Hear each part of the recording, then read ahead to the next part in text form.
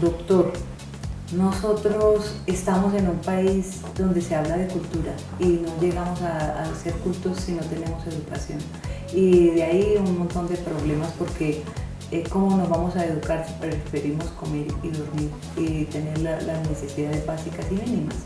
¿Cómo se involucran ahí los currículum con la diversidad y este tipo de prioridades? Sí, un tema muy interesante. Estábamos hablando anteriormente del fracaso escolar. Si nos ponemos en un aula y imaginamos que tenemos 2 o 3 niños o niñas, personas que no siguen el ritmo normal de la clase, tendremos que hacer la reflexión de cómo ayudarlos a conseguir unos conocimientos mínimos básicos para que finalicen los estudios, consigan los títulos necesarios para integrarse en la sociedad, ¿verdad? Es una labor de la escuela. Entonces, los currículum, los libros de texto, las leyes, tienen que delimitar clarísimamente qué es lo que tiene que aprender un niño, una niña de una edad determinada para que siga progresando curso a curso y obtenga los mínimos necesarios para conseguir un título que le vaya a llevar a progresar en los estudios o al ámbito del empleo. Entonces la cuestión es la siguiente. Los técnicos en currículum lo que tienen que determinar y precisar es cuáles son los conocimientos, las competencias básicas que debe dominar todo ciudadano o ciudadana de Colombia para que titule y se integre en la sociedad. Que la escuela no margine a esa persona, no titulándola y no dándole la posibilidad de integrarse en un empleo o de seguir unos estudios en el futuro. Entonces, ¿cuáles son los conocimientos mínimos? Eso es una investigación, yo pienso que muy interesante en el ámbito español, en el vasco, incluso en el colombiano.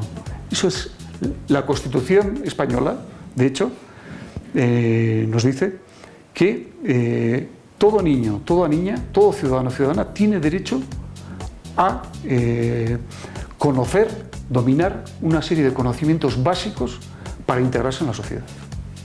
Eso es perfecto, el derecho a la educación, a la formación, pero a veces casi era el promoverlo porque sí, porque no hay ningún niño que no sea capaz de pasar al siguiente curso y había detrimento en la calidad. Sí, de hecho sí hay niños y niñas que en determinados sistemas de enseñanza-aprendizaje fracasan. De hecho, en el Estado español existe un 25% de niños y niñas, 1 de cada 4, que no titula a los 16 años, que no consigue el título mínimo necesario para seguir estudiando o, insertarse en el ámbito laboral, que ya de por sí en España actualmente es difícil. Yo creo que ya debemos vincular unas cosas muy importantes. El siglo XXI con las tecnologías de información tan importantes, las TIC. Sí. Y la familia, ¿qué rol está prestando o debe prestar para no solamente esas personas que fracasan, por decir de alguna forma, porque no están en el nivel de los demás? ¿Cómo lo ven ustedes? Sí, nosotros estamos viendo en España está involucrada en estas pruebas de la OCDE, de las pruebas PISA, donde se miden los conocimientos de matemáticas, de inglés, de ciencias, donde hay ranking, etcétera, etcétera, ¿no? Entonces, hay un sector de profesorado que está impulsando una enseñanza de élite, ¿sí? Hay centros educativos que están fomentando una enseñanza de élite. ¿Y qué es de élite? Porque para nosotros de élite es porque tiene mucho dinero y mucha posibilidad de acceder a... Estamos hablando de élite, pues estamos hablando que la escuela se preocupa exclusivamente del desarrollo de conocimientos académicos y se despreocupa del ámbito educativo, personal, valores, hábitos, etcétera, etcétera.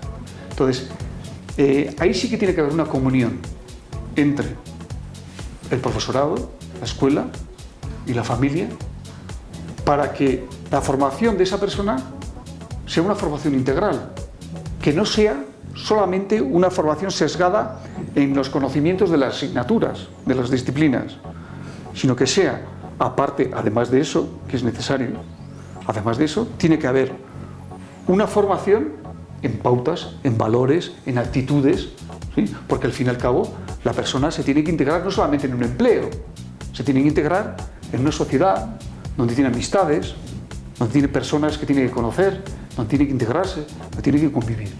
Colombia ha ido, nuestros dirigentes han ido a España en otras épocas y ahora para traer unos parámetros, inclusive a México, algunos países que reconocemos como que tienen un avanzado nivel de formación. ¿España a quién recurre? Bueno, España actualmente recurre a lo que es la Comunidad Europea. ¿Sí? España está integrada a la Comunidad Europea y la Comunidad Europea, cuando acuerda determinadas políticas en materia, por ejemplo, de fracaso escolar, para poner un ejemplo, la Comunidad Europea, en el 2020, los países de la Unión Europea tienen que llegar como máximo a un 10% de fracaso escolar. O sea que todos los países de la Unión Europea tienen firmado un acuerdo en el que en el 2020 tienen que reducir el fracaso escolar al 10%. ¿Sí? Entonces, España, como integrada en la Comunidad Europea, se mira fundamentalmente en el espejo de Europa y también en el espejo de la OCDE. Las tecnologías, ¿cómo vamos a hacer para que el estudiante realmente asuma ese rol de estudiante y no de la tecnología para yo divertirme, distraerme y de pronto perderme del objetivo de formación? Sí, bueno, la utilización de las tecnologías tiene su lado positivo y su lado negativo. La utilización correcta de las nuevas tecnologías, indudablemente, pues es algo fundamental para aprender, ¿sí? Pero el abuso de las nuevas tecnologías es lo que se está dando mucho en España.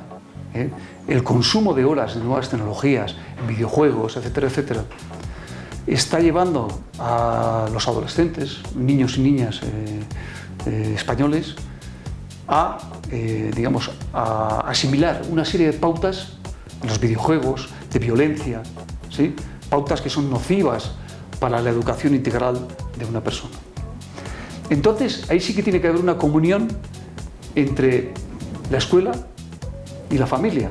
En la escuela se puede utilizar nuevas tecnologías para aprender, para consultar internet, ¿sí? Y tenemos en la escuela un supervisor, una supervisora que es la profesora, el profesor, que regula la utilización de estas tecnologías. Este papel del docente en la escuela tiene que verse coordinado o apoyado por el papel, el rol del padre y de la madre en casa, y tiene que regular, tiene que controlar la utilización de las nuevas tecnologías siempre que sea en favor de la formación integral, de las actitudes de las personas, ¿sí? Ayer comentábamos en una conferencia que la sociedad, con la evolución, genera sus propios vicios, sus propios problemas. Por ejemplo, en España tenemos problemas de género, ¿sí?